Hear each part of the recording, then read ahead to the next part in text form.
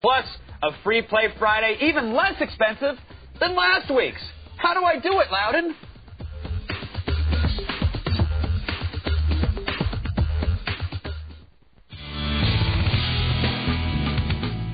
Put your money where your mouth is, punk. It's Free Play Friday.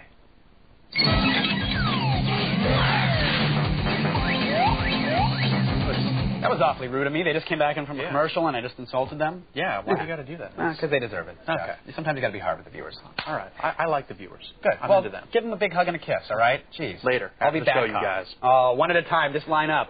Yesterday we talked about the ROM hacking. Yeah. About making a game your own, et cetera, et cetera. Yeah. This is not a ROM hack. What you're going to see now is a game called Super Mario Blue Twilight. It is a little bit old, but it's, as the internet tends to recycle things come back around. Exactly. It's just a big wheel. It did this weekend. Look at that!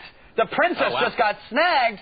That creature was not from Mario's world. Yeah, whoa. So that's basically the premise. That's all the plot you get. Is Right. The princess is missing again. But that sets up the traditional Mario gameplay, traditional story. So now here comes the gameplay. Now, this is just totally like fan-made. Entirely. And just fan-made. all new levels. I mean...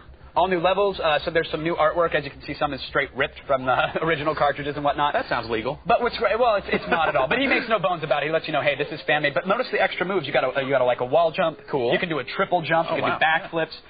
There's crazy power-ups, like you can get a carrot and turn into a bunny, and then you flap your little bunny ears, and you can actually kind of fly a little bit. There's the bunny mode right there. Look at that. Yeah. Look at that. Now, you've played enough Mario games to know it's very hard to feel like a Mario game. Very difficult. I mean, a lot of platformers try to get like the Mario feel down and just fail. Right. So, I mean, I haven't played this one, but I mean, have you? How does it work? It controls incredibly tight. I mean, you can stop on a dime, of course. The jumping feels great. Everything's great. And what I really like about it is it included some really tough boss battles. Awesome. Which the Mario games don't typically have very tough. They do not. Battles, they do not. I mean, here you're taking on the old King Boo, and you've got it's actually kind of inventive. You got to jump up, you got to open up the window blinds or the shades there, which put the light on him, and then you got to hit him in his heart. He'll die. It's actually kind of hard. There's a flaming pumpkin king as well. Wow. Which you'll see in a second. Get a big crowd for winning. Look at that. And I just got my ass handed to me by this guy, but that's okay. Cool. It's all right. How many levels? I mean, is it like a long game? You think? No, there's 4 levels to it. There's like 2 or 3 major boss battles. Again, it's just a really from the ground up a really solid fan game.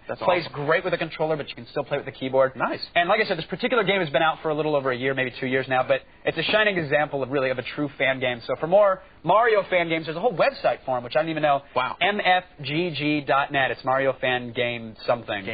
Game Gallery. Yeah. Could be Gallery. Gallery. Yeah. But it's really good. Lots of games. There you go. Now, for years at QuakeCon, a single company